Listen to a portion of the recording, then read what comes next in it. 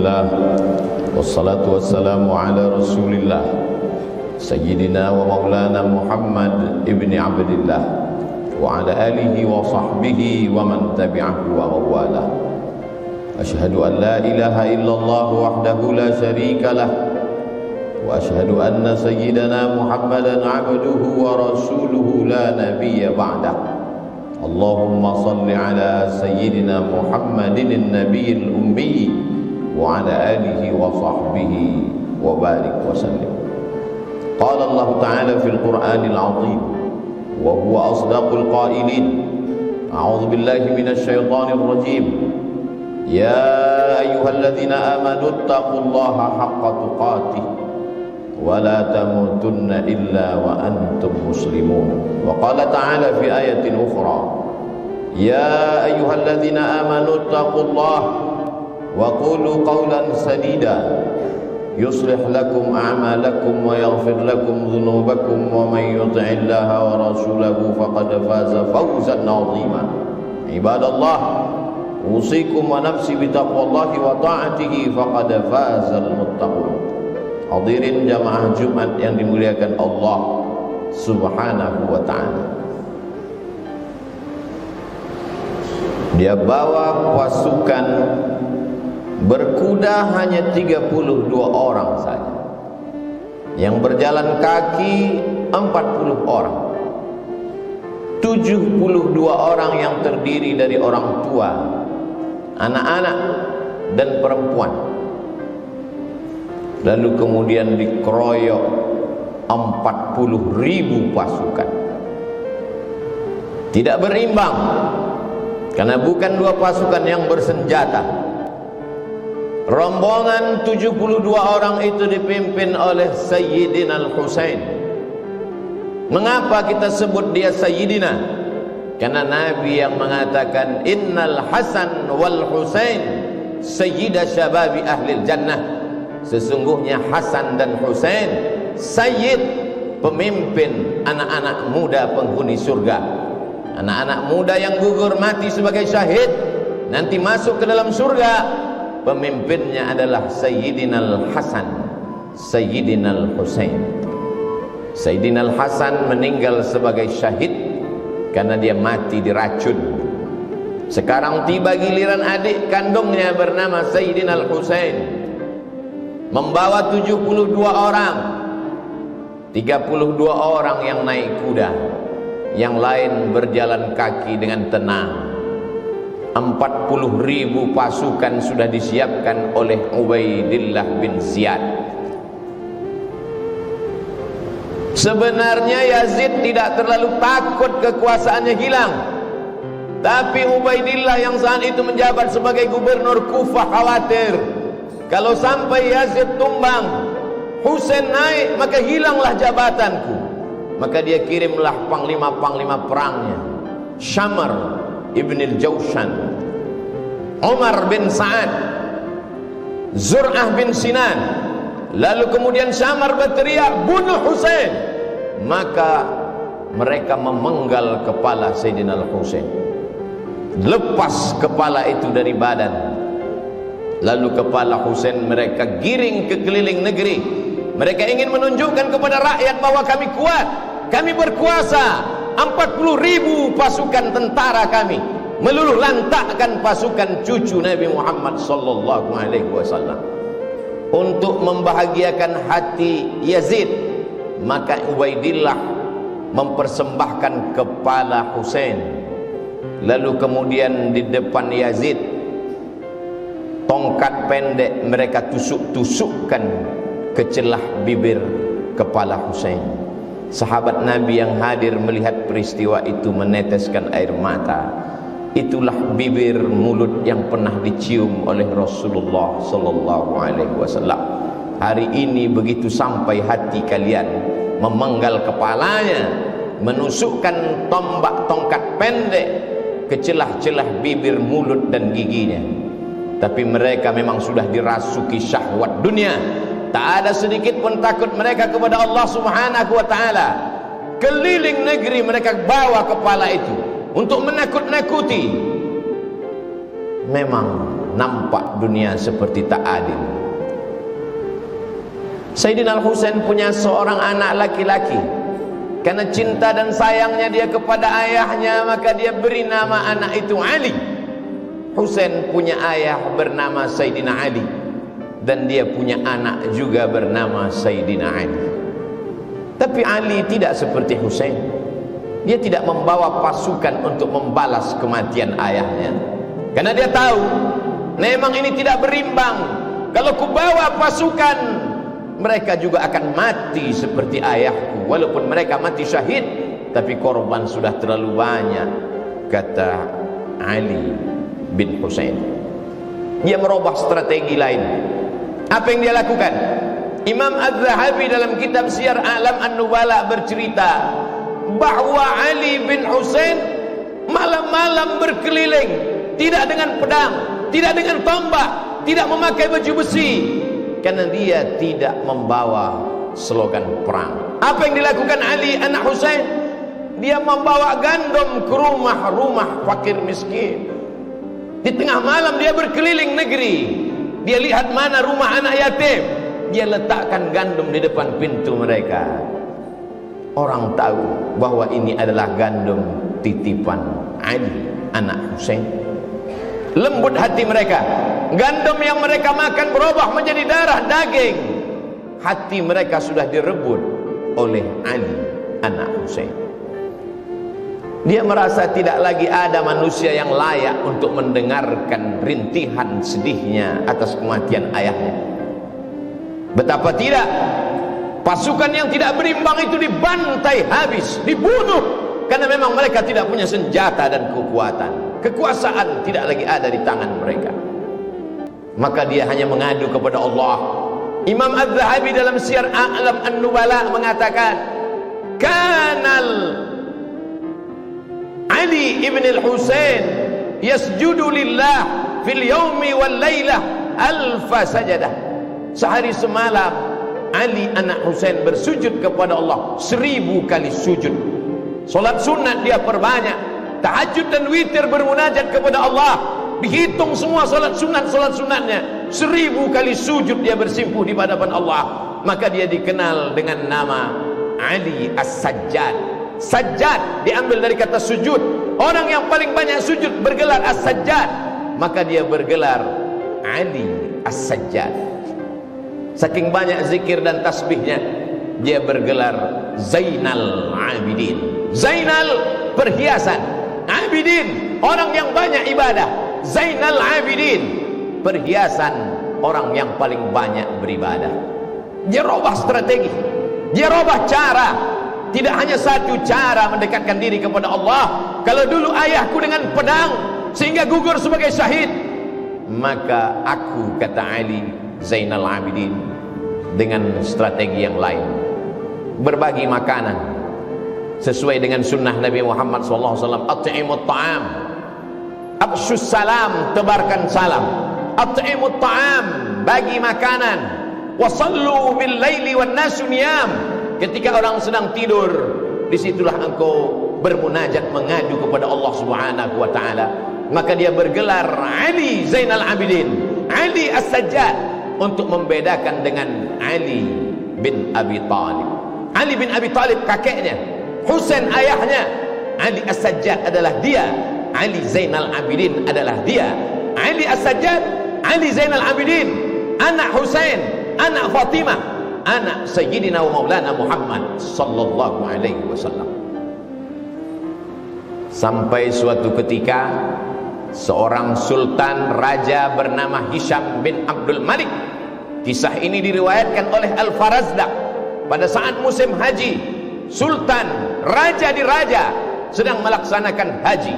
Saat dia umrah, ingin mencium Hajar Aswad, penuh Hajar Aswad, tak dapat dia cium.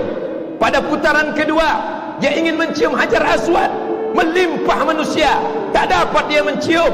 Pada putaran ketiga, keempat, kelima, keenam, sampai 7 putaran, sekalipun tak dapat dia mencium Hajar Aswad. Hisham bin Abdul Malik, raja dari Yaman sampai ke Mesir, sampai ke Andalusia. Tapi kemudian di celah-celah jamaah yang ramai itu, dia heran. Ada sesosok manusia yang biasa, pada putaran pertama dia mencium Hajar Aswad. Semua orang memberikan jalan. Pada putaran kedua, orang pergi menyamping memberikan jalan kepadanya, mencium Hajar Aswad. Berbisik kata di hati Hisham bin Abdul Malik, aku yang raja, aku yang sultan, aku punya tentara, aku punya kekuasaan. Mengapa aku tidak bisa mencium Hajar Aswad? Mengapa orang selalu menghalangiku? Siapa laki-laki itu yang setiap putaran dia mencium Hajar Aswad? Al-Farazdaq menjawab dengan syairnya, itulah dia Ali, anak Husain, yang ayahnya dulu kalian hantam, kalian bantai. Sekarang dia menang tidak dengan pedang, sekarang dia menang tidak dengan tombak. Hatinya menjadi raja di hati umat. Di hati umat dialah raja. Di mata kalian Hisham bin Abdul Malik lah raja.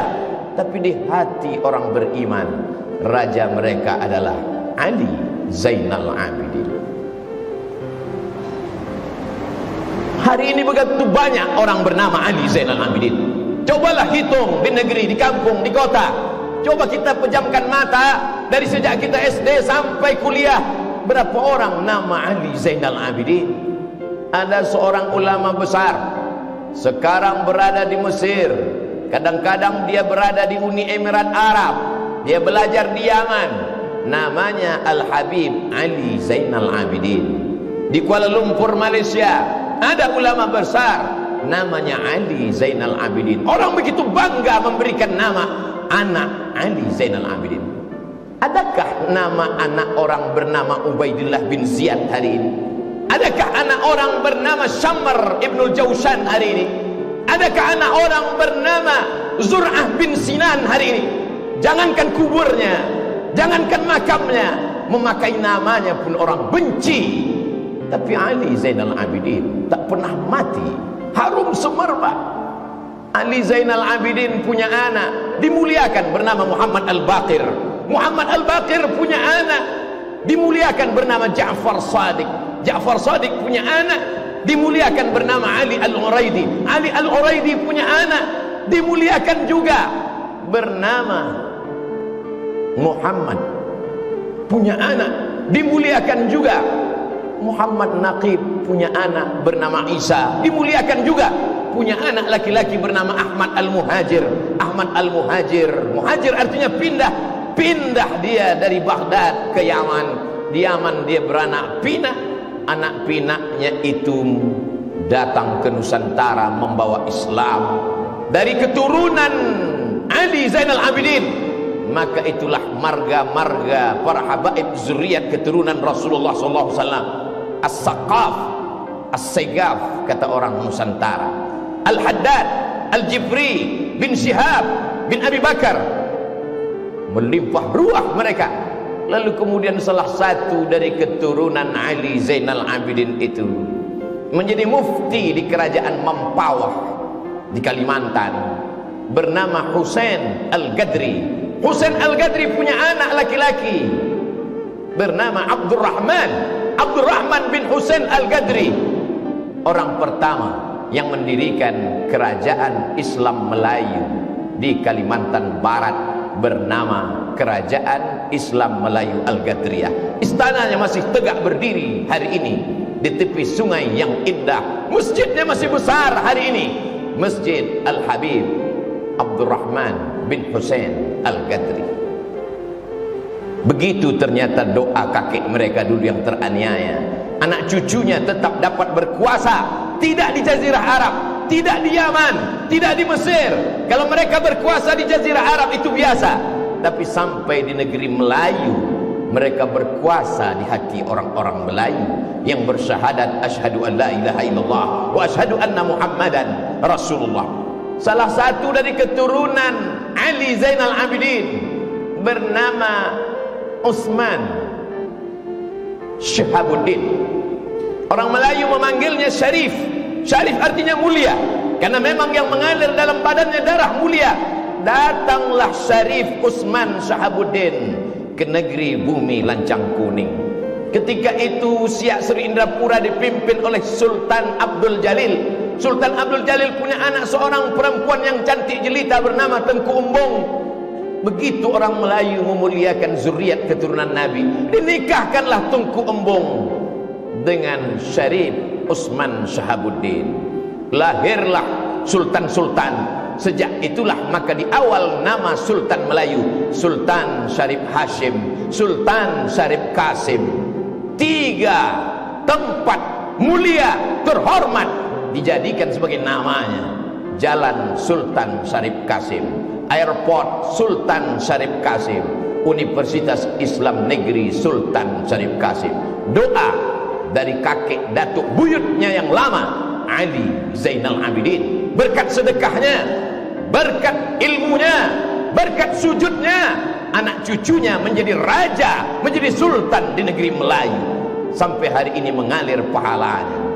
Tengku Umbung, Habib Syarif Usman Shahabuddin dimakamkan berdampingan di tepi masjid pertama yang didirikan di kota Pekanbaru pada tahun 1762. Masjid itu didirikan oleh Sultan Abdul Jalil, diselesaikan oleh anaknya Sultan Muhammad Ali bin Sultan Abdul Jalil. Hari ini menjadi bukti sejarah. Tamu-tamu Habib-Habib yang datang ke Pekanbaru berziarah ke makam cucu Ali Zainal Abidin. Walaupun orang Pekanbaru sendiri banyak yang tak berziarah karena tak tahu. Begitulah Allah memuliakan orang-orang yang soleh. Sekarang kita tinggal memilih, apakah ingin mengikut menjadi anak cucu keturunan pikiran Ubaidillah bin Ziyad, Syamar bin Jausan, atau ingin mengikut langkah yang dilakukan oleh Ali Zainal Abidin. Ingat, kekuasaan hanya berakhir ketika malaikat maut mencabut nyawa. Hiduplah seperti Fir'aun, hiduplah seperti Jausan, hiduplah seperti Syamar, hiduplah seperti Qarun. Kelak kau akan mati juga menghadap Allah Subhanahu wa ta'ala. Yang menjadi Syamar bin Jausan mati dengan kekuasaannya, yang menjadi Ubaidillah bin Ziyad mati dengan kekuasaannya, yang menjadi Ali Zainal Abidin kekal sampai hari kiamat. Fa'tabiru ya ulil absar. Barakallahu li wa lakum fil Qur'anil azim wa nafa'ani wa iyyakum bima fihi minal ayati wa dzikril hakim wa taqabbala minni wa minkum tilawatahu innahu huwal ghafurur rahim. Bismillahirrahmanirrahim.